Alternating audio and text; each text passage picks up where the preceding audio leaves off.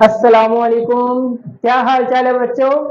तो आज हम class 9 chapter number 5 physical states of matter का बहुत इंपॉर्टेंट लेक्चर लेकर आए हैं, दैट इज बॉयल्स लॉ। तो बेटा ये गैस लॉ है जिसको आज हम डिस्कस करने वाले हैं। आपके सिलेबस में दो लॉज हैं। फर्स्ट है बॉयल्स लॉ जो कि आज हम डिस्कस करेंगे, और नेक्स्ट आपके पास है चार्ल्स लॉ। ओके, तो ये गैस के रिलेटेड दो लॉज हैं जिसको हम वन बाय वन करके डिस्कस करने वाले हैं। ओके, हायर क्लासेस में फर्स्ट ईयर में और भी लॉज आएंगे, तो ये आपके पास बहुत इंपॉर्टेंट और बेसिक लॉज हैं, इसको समझना बहुत इंपॉर्टेंट है।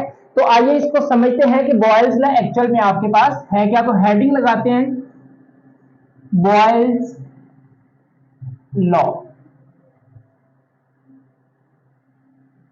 बेटा ये लॉ 1962 में एक साइंटिस्ट थे रॉबर्ट बॉयल्स, उन्होंने ये लॉ रिप्रेजेंट किया।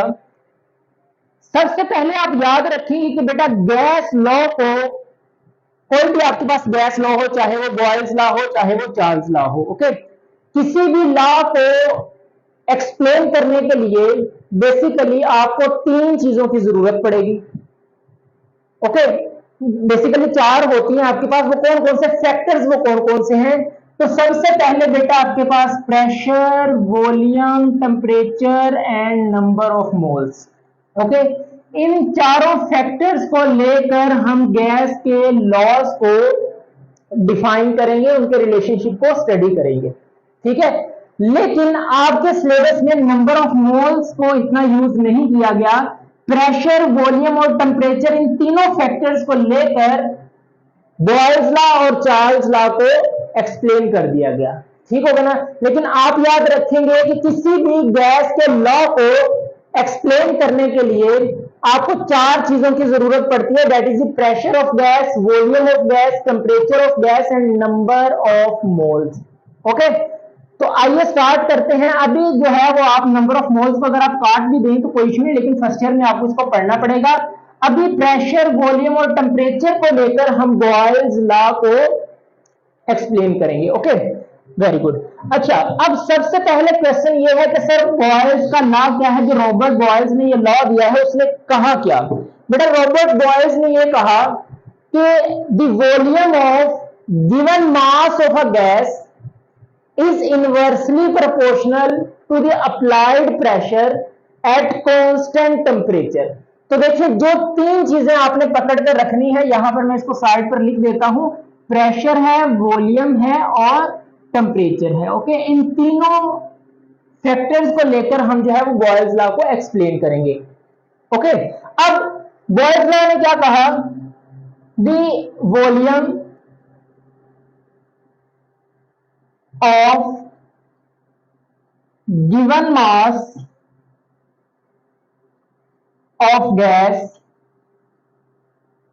is inversely proportional to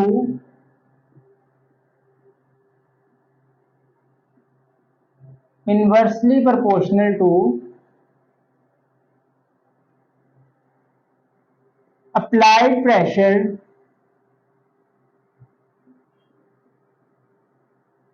at constant temperature। तो सुने भाई इस लॉ का मतलब क्या है? बेटा बॉयल्स ने ये कहा कि आपका जो वॉल्यूम है वो प्रेशर के इनवर्सली प्रोपोर्शनल है। अब इनवर्सली प्रोपोर्शनल क्या होता है कि अगर आपके पास एक चीज बढ़ रही है तो दूसरी चीज कम हो जाती है। ओके, इनवर्स रिलेशन है कि एक चीज के बढ़ने से दूसरी चीज क्या होगी, आपके पास कम होगी। ओके, एक आपके पास होता है डायरेक्टली प्रोपोर्शनल। डायरेक्टली प्रोपोर्शनल का मतलब होता है कि अगर एक चीज बढ़ेगी तो दूसरी चीज भी बढ़ेगी, या एक चीज कम होगी तो दूसरी चीज भी कम हो जाएगी। लेकिन इनवर्सली प्रोपोर्शनल का यह मतलब होता है कि अगर एक चीज बढ़ रही है तो दूसरी चीज इनवर्स मतलब उससे कम हो जाएगी, ठीक होगा ना। अब बॉयल्स ने ये क्या कहा कि आपका जो वॉल्यूम ऑफ गैस है it is inversely proportional to the applied pressure but the temperature is remain constant। आपने जो टेम्परेचर है वो चेंज नहीं करना, उसको आपने क्या रखना है, कांस्टेंट रखना है। इस चीज को आपने नहीं छेड़ना। ओके, अगर आपके पास टेम्परेचर कांस्टेंट होगा तब ही आपके पास वॉल्यूम और प्रेशर एक दूसरे के इनवर्स से रिलेशन होंगे। देखिए यही तीन चीजें नहीं है, प्रेशर, वॉल्यूम और टेम्परेचर, प्रेशर, वॉल्यूम और टेम्परेचर। तो उसने टेम्परेचर को कांस्टेंट रखा और कांस्टेंट रखने के बाद ये कहा कि भाई प्रेशर और वॉल्यूम आपके पास इनवर्स होंगे। इसका मतलब क्या है इस चीज का कि pressure and volume is inverse relation. देखें उसने ये कहा कि अगर आप गैस पर, कोई गैस है आपके पास, उनके मॉलिक्यूल्स पर प्रेशर अप्लाई करें। ओके, अब प्रेशर आपके पास क्या होता है, basically the force exerted per unit area, है ना। किसी एक खास पर्टिकुलर एरिया पर आप फोर्स लगा रहे हैं तो बेसिकली वहां पर प्रेशर लग रहा है।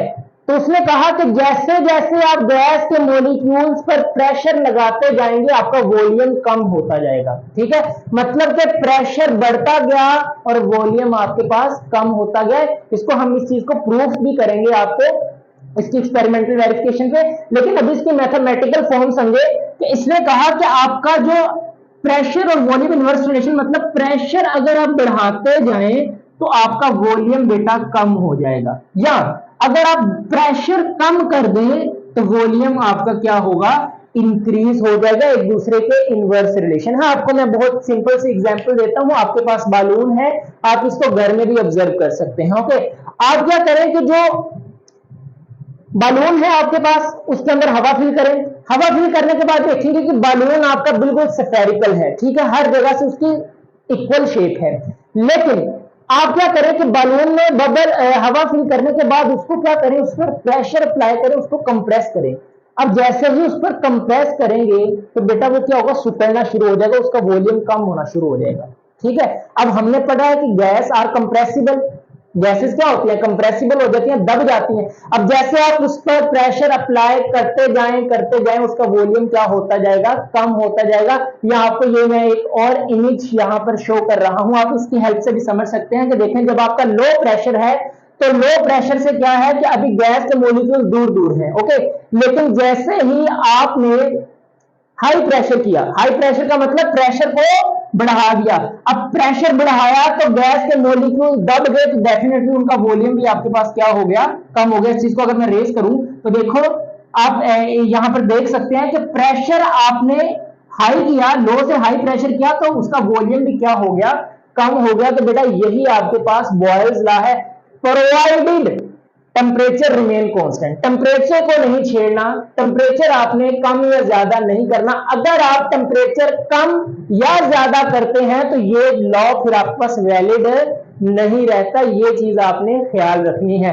दूसरी चीज ये कि जो आपके पास सिलेंडर में गैस है वो भी आपने कम या ज्यादा नहीं करनी। वही बात कि नंबर ऑफ मोल्स आपने सेम रखने हैं, उसको आपने चेंज नहीं करना, गैस आपने कम या ज्यादा नहीं करनी। ओके, तो यहां पर अगर आप टेम्परेचर के साथ नंबर ऑफ मोल्स भी कहें ना कि temperature and number of mole is remain constant, तो फिर भी ये लॉ आपके पास क्या है, वैलिड है। ओके, तो याद रखें ये आपके पास कि प्रेशर और वॉल्यूम में इनवर्स रिलेशन होता है, provided the temperature and number of mole is remain constant. ठीक है, तो लॉ समझ आया आपको, वेरी गुड।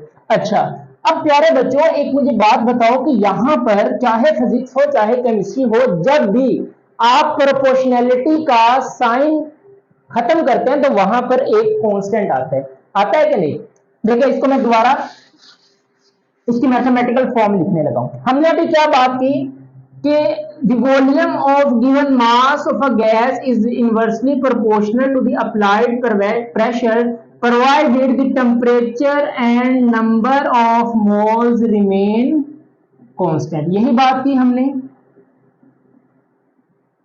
ओके, अब यहां पर देखो ये प्रोपोर्शनैलिटी का साइन है। अगर इस प्रोपोर्शनैलिटी का साइन को बेटा आप खत्म करते हो ना, यहां पर एक कांस्टेंट आता है, that is the proportionality constant. So K is equal to proportionality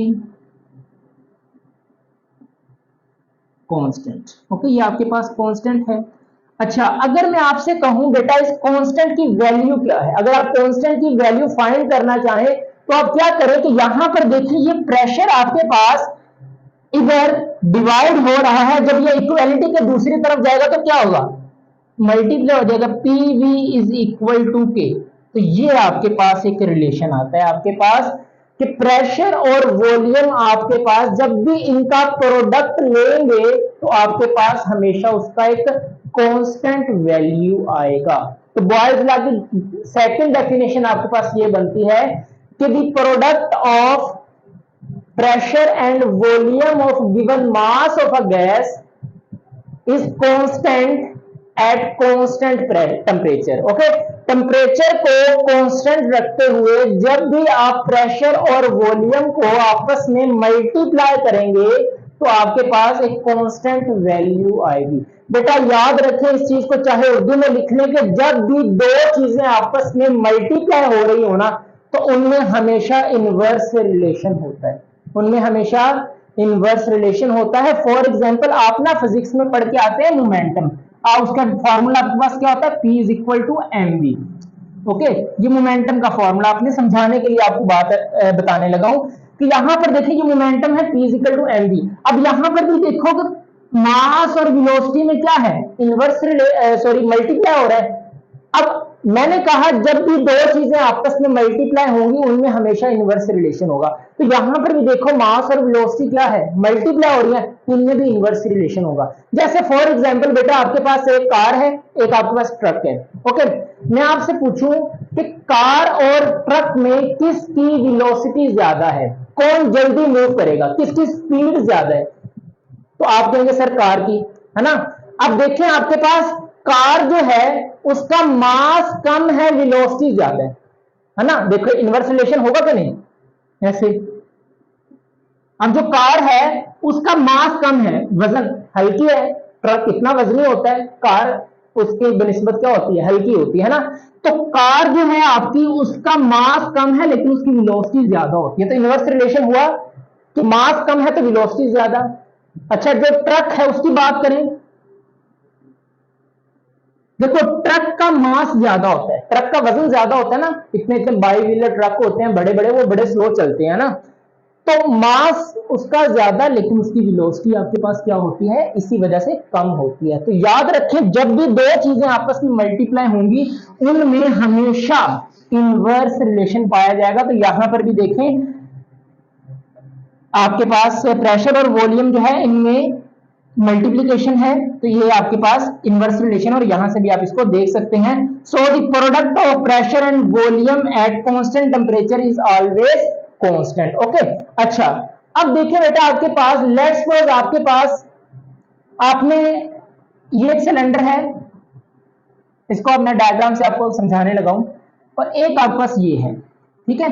अब यहां पर ना आपने एक मूवेबल पिस्टन लगा रखा है जो मूव कर सकता है, आपके पास क्या कर सकता है, मूव कर सकता है। और यहां पर भी एक आपने ये यहां पर देखिए इसके अंदर ना बहुत सारे गैस के मॉलिक्यूल्स प्रेजेंट हैं, ठीक है। अब मैं आपसे कहूं बेटा कि यहां पर जो गैस है उसका जो प्रेशर है दैट इज P1, ओके, और इसका जो वॉल्यूम है that is V1। Okay, pressure is P1 and volume is V1। आप क्या करें, ऊपर से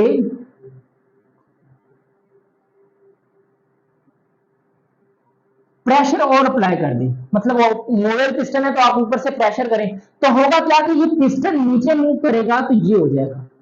अब गैस के मॉलिक्यूल एक दूसरे के करीब आ गए, है ना, गैसेस कंप्रेसिबल होती हैं आपके पास।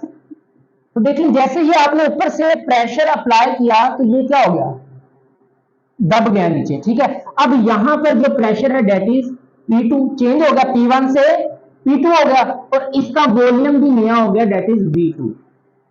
ओके, मतलब कि बिफोर प्रेशर, इसको आप लिख सकते हो before pressure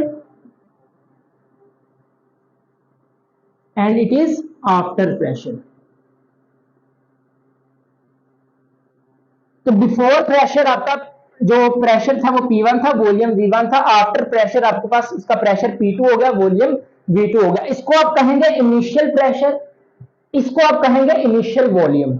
but after applying some pressure the pressure, final pressure आपके पास हो गया P2 और फाइनल वॉल्यूम आपके पास हो गया V2। ओके, तो अगर इसके लिए हम ये वाला लॉ लिखना चाहें तो हम क्या लिखेंगे इसके लिए लिखेंगे P1 V1 is equal to K। Okay, इसके लिए इनिशियल बिफोर प्रेशर। ओके, अब आफ्टर प्रेशर के लिए अगर हम यही रिलेशन लिखना चाहें तो हम क्या लिखेंगे, P2 V2 is equal to K। ऐसा ही है, ये आपके पास क्या है बिफोर प्रेशर और ये आपके पास क्या है आफ्टर प्रेशर। अच्छा, आप दोनों इक्वेशंस में लेट्स सपोज इसको आप इक्वेशन नंबर 1 कहें, इसको इक्वेशन नंबर 2 कहें, दोनों में आप एक चीज आप देखें कि यहां पर भी कांस्टेंट है, यहां पर भी कांस्टेंट है। ठीक है, हमेशा प्रेशर वॉल्यूम का प्रोडक्ट क्या आएगा, कांस्टेंट आएगा।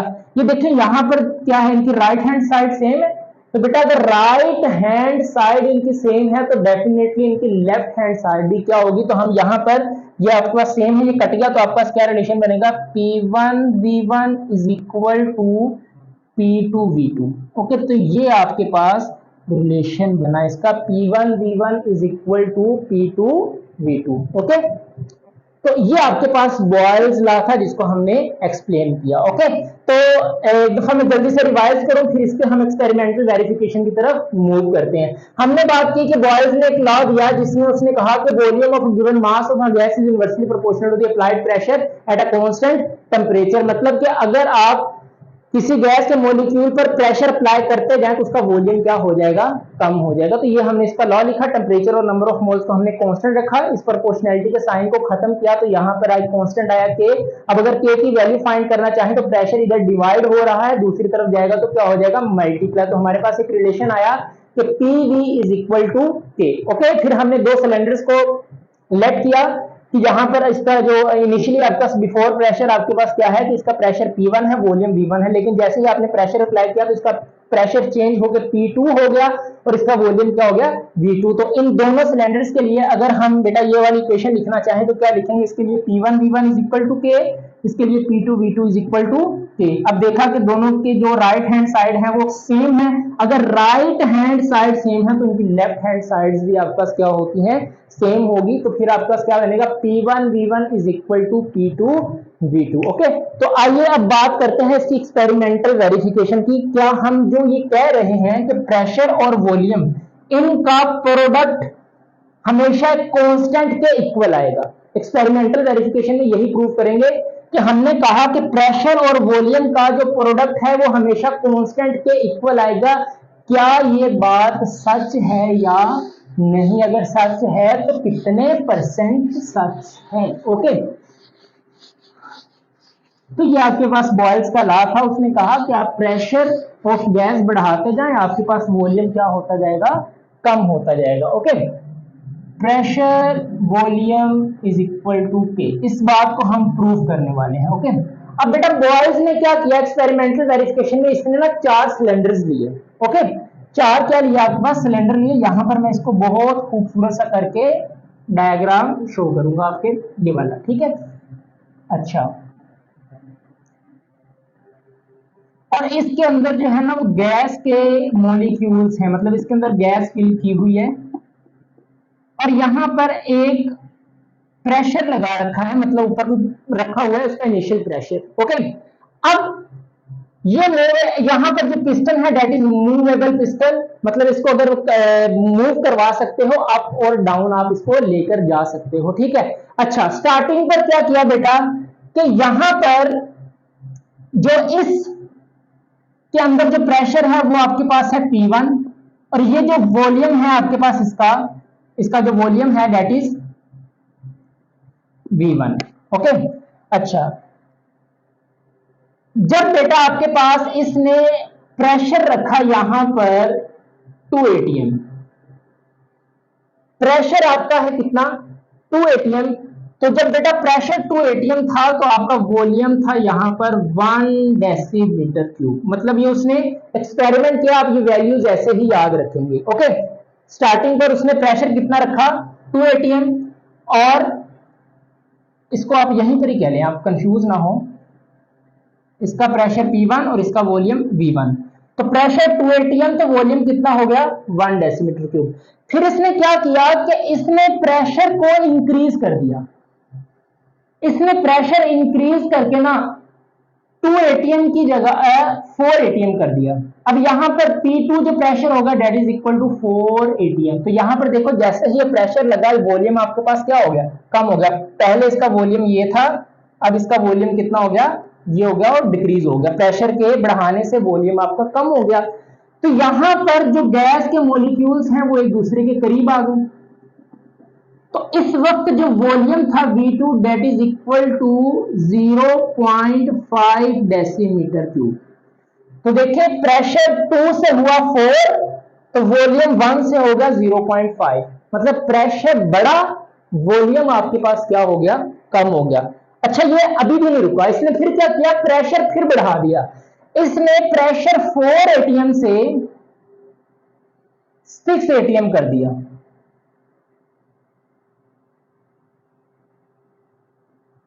तीन ब्लॉक्स इसके ऊपर रखे और यहां पर जो P3 प्रेशर होगा that is equal to 6 ATM और गैस के मॉलिक्यूल एक दूसरे के और करीब आ गए। और यहां पर जो वॉल्यूम V3 था that is equal to 0.33 decimetre cube. तो आप देख सकते हैं प्रेशर 4 से किया 6, वॉल्यूम 0.5 से 0.3 हो गया। मतलब कि प्रेशर बढ़ाया, वॉल्यूम कम हो गया। ओके, फिर इसने क्या किया कि 2 एटीएम का प्रेशर और बढ़ा दिया। मतलब फोर्थ केस में इसने क्या किया कि प्रेशर को और बढ़ा दिया। 1 2 3 4 pressure is equal to 8 ATM. तो जब इसने 8 एटीएम का प्रेशर किया तो यहां पर जो वॉल्यूम चेंज हुआ डेट इज 0.25 डेसीमीटर क्यूब और यहां पर जो गैस के मॉलिक्यूल्स हैं वो एक दूसरे के और करीब आ गए। तो आप चारों डायग्राम्स को कंपेयर कर सकते हैं कि बॉयज जैसे जैसे प्रेशर बढ़ाता गया वैसे वैसे आपके पास जो वॉल्यूम था वो कम होता गया। ओके, अब इतनी चीज करने के बाद उसने इस वाले रिलेशन को यहां पर अप्लाई किया कि क्या इन सब का जब प्रेशर और वॉल्यूम को मल्टीप्लाई करेंगे तो क्या आंसर आपके पास सेम आता है। तो इसके लिए हम ये अगर लॉ लिखें तो क्या लिखेंगे, प्रेशर यहां पर है P1, वॉल्यूम यहां पर है V1 that is equal to K। तो यहां पर प्रेशर कितना है 2 एटीएम मल्टीप्लाई वॉल्यूम कितना है 1 डेसीमीटर क्यूब। तो इनको मल्टीप्लाई किया 2 1 जा 2 ATM decimetre cube. Okay, 2 ATM पर डेसीमीटर क्यूब। डेसीमीटर क्यूब भी है पर नहीं है आपके पास। ओके, अच्छा इसके लिए अगर हम ये रिलेशन लिखना चाहें तो यहां पर प्रेशर कितना है P2, वॉल्यूम कितना है V2 is equal to K।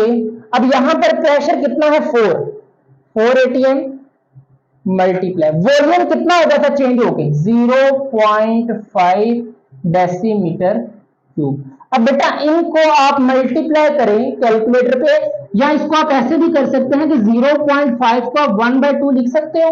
तो 2 1 जा 2 2 2 जा 4। तो क्या आंसर आया 2 एटीएम डेसीमीटर क्यूब। यहां पर भी कितना था 2। अभी रुको जरा, इधर आओ, इसके लिए रिलेशन लिखें तो क्या लिखेंगे P3V3 is equal to K। Okay, जब भी प्रेशर और वॉल्यूम को आपस में मल्टीप्लाई करेंगे कांस्टेंट आएगा। ओके, अब यहां पर प्रेशर कितना है 6 एटीएम मल्टीप्लाई वॉल्यूम कितना है 0.33 डेसीमीटर क्यूब। कैलकुलेटर पकड़कर इसको मल्टीप्लाई करें तो आपके पास आंसर आएगा 2 एटीएम डेसीमीटर क्यूब। यहां पर आए जरा, इधर प्रेशर P4 वॉल्यूम V4, इसके लिए रिलेशन लिखें तो P4V4 is equal to K। यहां पर प्रेशर कितना है 8 एटीएम मल्टीप्लाई वॉल्यूम कितना है 0.25 डेसीमीटर क्यूब। ओके, कैलकुलेटर पकड़कर बेटा इसको 8 मल्टीप्लाई 0.25 करके देखें तो आपके पास आंसर आएगा 2 एटीएम डेसीमीटर क्यूब। ओके, या आप इसको 0.25 को 1/4 भी लिख सकते हो, 4 1 जा 4, 4 2 जा 8, तो आंसर आपके पास कितना आएगा, 2 आएगा। अब चारों केसेस में आप देखें बेटा, जब भी आप प्रेशर और वॉल्यूम को मल्टीप्लाई कर रहे हैं आंसर सेम आ रहा है, 2 2 2 एंड 2। तो यही बात उसने की कि the product of pressure and volume of given mass of a gas is always constant at constant temperature. Constant temperature पर जब भी प्रेशर और वॉल्यूम को आप मल्टीप्लाई करेंगे तो आंसर हमेशा कांस्टेंट आएगा, आंसर में कोई चेंज नहीं आएगा। तो उसने एक्सपेरिमेंटल वेरिफिकेशन करके भी आपको यहां पर दिखा दी कि जैसे जैसे प्रेशर बढ़ाता गया वॉल्यूम आपका कम होता गया, फिर उन्हीं प्रेशर और वॉल्यूम को उसने मल्टीप्लाई किया तो आंसर देखा गया, तो आंसर सब में क्या आया, सेम आया। That is the experimental verification of Boyle's law. Okay, आपकी बुक में experimental verification of Boyle's law के नीचे पैराग्राफ है, उस पैराग्राफ को बहुत तसल्ली के साथ आप पढ़ें। ये जो मैंने आपको कहानी सुनाई है सारी वही कहानी वहां पर छापी हुई है, आप अपनी वर्डिंग में भी इसको लिख सकते हैं, लेकिन लिखना ठीक है, वाकई कहानियां नहीं छोड़ा नहीं, जो यहां पर एक्सप्लेन है वही आपने वहां पर लिखना है। ओके, और पेपर में कोचिंग क्लासेस में बहुत खूबसूरत सी डायग्राम आप बनाकर इसी तरह जो है आप उसको प्रूफ करके आएंगे कि एक्सपेरिमेंटल वेरिफिकेशन बॉयल्स लॉ की क्या है। लॉन्ग क्वेश्चन के लिए बहुत इंपॉर्टेंट है आपके पास, आपसे सिर्फ एक्सपेरिमेंटल वेरिफिकेशन भी पूछी जा सकती है, आपको शॉर्ट क्वेश्चन में बॉयल्स लॉ और उसका रिलेशन आपसे पूछा जा सकता है। तो हर पॉइंट ऑफ व्यू से एमसीक्यूज के लिए आपने याद रखना है। ओके, होप सो आपको ये समझ आया होगा। ओके, किसी भी किस्म का आपके माइंड में कोई क्वेश्चन हो तो आप कमेंट सेक्शन में पूछ सकते हैं। सो नमाज पढ़ते रहें, कुरान पाक की तिलावत करते रहें। मिलते हैं नेक्स्ट वीडियो में, और नेक्स्ट वीडियो आने वाली है चार्ल्स लॉ के ऊपर। So all the very best, अल्लाह हाफिज and subscribe to my channel.